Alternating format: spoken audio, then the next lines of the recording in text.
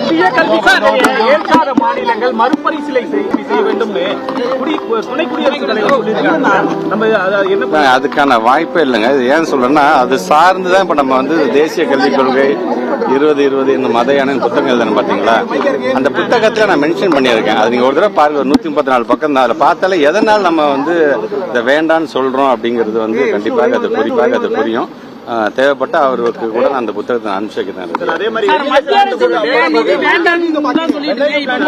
கல்வி விஷயத்துல மட்டும் எதுக்கு நிதி கேட்கறீங்கன்னு நயினார் நாகேந்திரன் கேட்டிருக்காரு. That's very soon, because on 23rd we are having a department meeting, and then we will take a call on that one. We are already discussing with our Honorable CM's office also. Very soon we will move the SLP.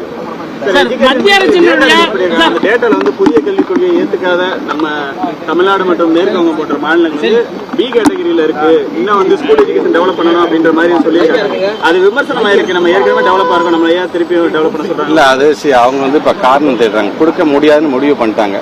முடிவு பண்ணினதுக்கு பிறகு அது சார்ந்து நம்ம என்ன காரணம் சொல்லலாம், நாம நம்மளை ஜஸ்டிஃபை பண்ணிக்கிறாங்கன்னு பாக்கலாமே தவிர, நம்முடைய பத்திரிகை துறை ஊடகத்துறை சார்ந்த நண்பர்கள் உங்களுக்கு தெரியாததல்ல.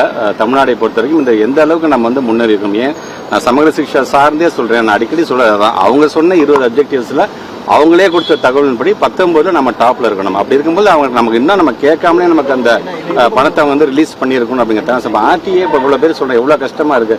ஆர்டிஐல முன்னாடிலாம் பாத்தீங்கன்னா இந்த அட்வான்ஸ் நம்ம பே பண்ணிடுவோம். ஏது சென்ட்ரல் கவர்மெண்ட் நம்ம கொடுக்க வேண்டிய பணத்தையும் சேர்த்து நம்ம கொடுத்துருவோம். நம்ம அதுக்கப்புறம் அவங்கள்ட்ட நம்ம ரீஎம்பர்ஸ் பண்ணிக்கோம்.